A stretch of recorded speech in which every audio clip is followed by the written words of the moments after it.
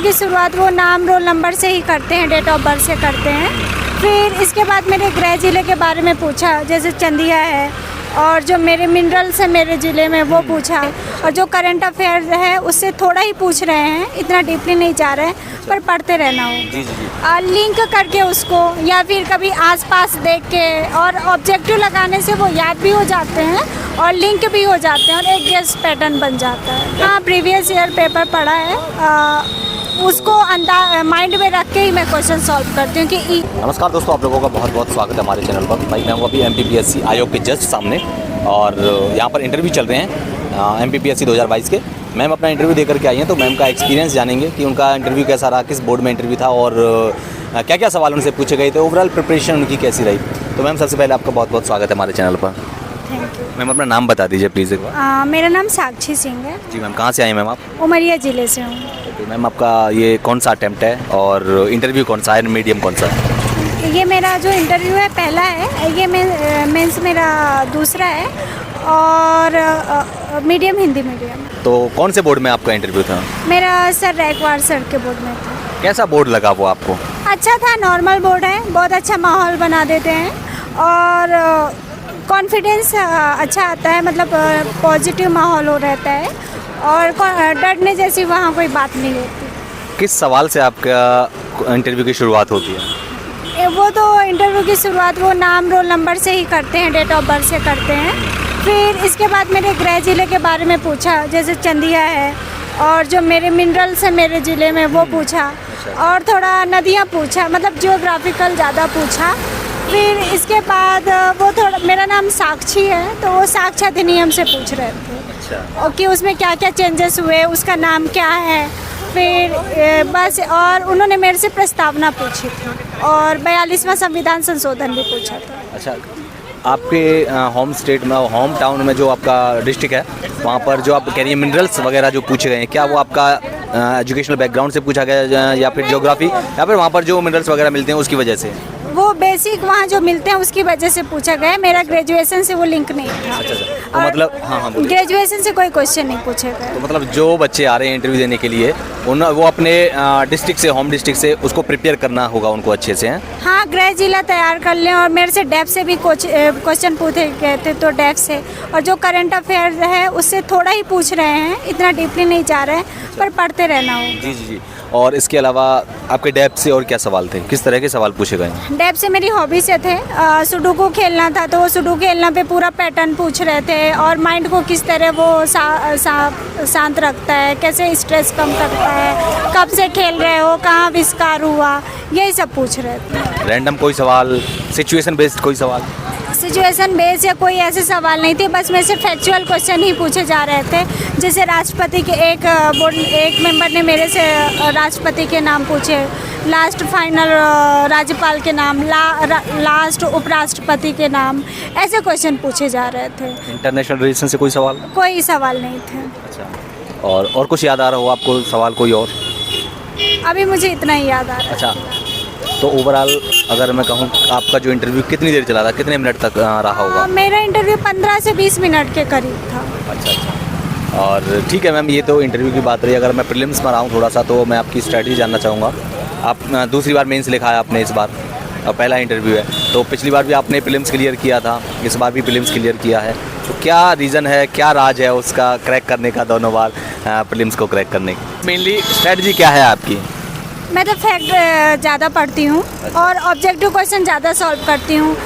Coaching classes के papers वगैरह ज़्यादा से ज़्यादा प्रीलिम्स टाइम लगाती हूँ, तो वो काफ़ी हेल्प करता है, और करंट अफेयर और MP ज़्यादा फोकस करना पड़ता है। आप कह रही हैं कि आप फैक्ट ज़्यादा पढ़ रही हैं, उनको याद कैसे रखती हैं फैक्ट्स को? क्योंकि फैक्ट्स ऐसी चीज़ होती है, मिस हो जाती है माइंड से, बहुत जल्दी स्किप कर जाते हैं हम लोग। हाँ, तो वो कैसे याद रखती हैं उसे? लिंक करके उसको, या फिर कभी आसपास देख के, और ऑब्जेक्टिव लगाने से वो याद भी हो जाते हैं और लिंक भी हो जाते हैं, और एक गेस पैटर्न बन जाता है। क्या लगता है आपको, क्या सबसे ज़्यादा बेनिफिशियल रहा आपकी तैयारी के दौरान प्रीलिम्स को क्रैक करने में? लाइक आप कह रही हैं जैसे कि आप टेस्ट पेपर ज़्यादा से ज़्यादा लगाती हैं, ऑब्जेक्टिव टाइप्स वगैरह, या फिर फैक्ट्स वगैरह को लिख करके नोट्स बनाकर ज़्यादा आप पढ़ती हैं, या फिर कोई और तरीका है? क्या ज़्यादा बेनिफिशियल लगा आपको? मैं नोट्स पढ़ के फिर इसके बाद ऑब्जेक्टिव लगाती हूँ, तो वो ज़्यादा, और फिर इसके बाद टेस्ट सीरीज़ या टेस्ट के क्वेश्चंस पेपर करके उनको, और जो नहीं बनते उनको ज़्यादा फोकस करती हूँ।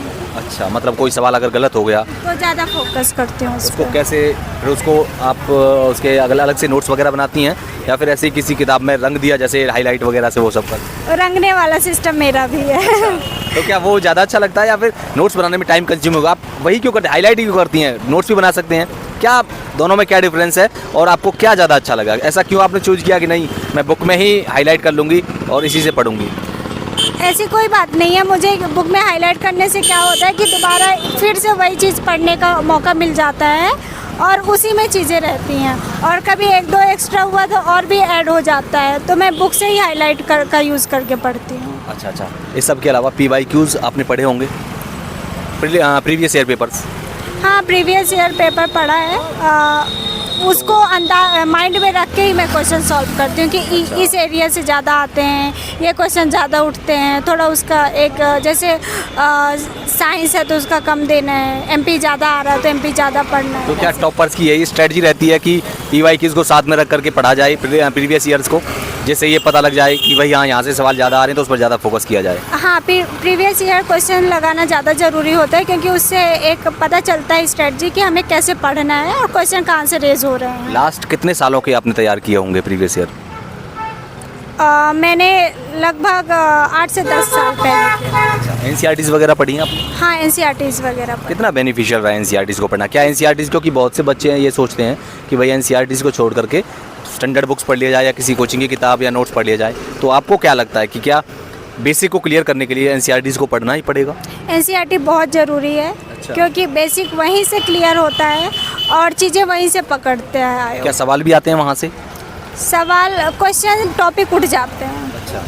अच्छा, ठीक है मैम, तो आपने सारी बातें प्रीलिम्स के बारे में तो बता दी। मैं थोड़ा सा मेंस पर और आऊँगा, आपकी स्ट्रेटजी मेंस के बारे में क्या रहती है? पिछली बार आपने मेंस दिया था, क्लियर नहीं हुआ था, इस बार आपने मेंस दिया, क्रैक किया, इंटरव्यू आप दे रही हैं, तो क्या आपने इस दोनों बीच क्या अलग किया कि पिछली बार, और क्या गलतियाँ रही थी पिछली बार जिसकी वजह से आपका मेंस रुक गया? मेरा थर्ड पेपर थोड़ा कमज़ोर होता था और इस बार मैंने थर्ड पेपर अच्छा स्ट्रॉन्ग। थर्ड पेपर बोले तो इकोनॉमिक्स वगैरह है, वही है ना उसमें? अब इकोनॉमिक्स आ गई है, पहले वो साइंस पोर्शन ज़्यादा होता था, तो वो साइंस पोर्शन मैंने मजबूत किया था, उस काफ़ी बेनिफिट हुआ। और इसके अलावा एक हिंदी जो सब्जेक्ट होता है उसको ज़रूर पढ़ना चाहिए और उसको अभी से पढ़ना चाहिए, वो ज़्यादा ज़रूरी आप कह रही हैं हिंदी को पढ़ना चाहिए, तो हिंदी के लिए आपने क्या पढ़ा था, क्या रिसोर्सेज थे आपके पास में? हिंदी में हरदेव बारी बुक है, उससे मैं पढ़ती हूँ। अच्छा। और एक मैम है श्रीवास्तव मैम, उनकी बुक से। अच्छा, इसके अलावा और क्या आपने अलग किया बस इतना ही। बाकी यूनिट्स के लिए, बाकी पेपर्स के लिए? बाकी पेपर्स के लिए NCERTs और टॉपिक्स और यूट्यूब और कोचिंग क्लासेस के नोट्स सब इनको मर्ज करके। आंसर राइटिंग की अप्रोच क्या थी आपकी? किस तरह से आप आंसर लिखती हैं, एक बढ़िया आंसर जिससे ज़्यादा से ज़्यादा नंबर लिए जा सकते हैं आंसर लिखने में? क्या अप्रोच रहती है आपकी? आंसर लिखने में सबसे ज़्यादा मैं फैक्ट डालने पे करती हूँ, क्योंकि प्री है तो मैं फैक्ट डालने पे भरोसा करती हूँ।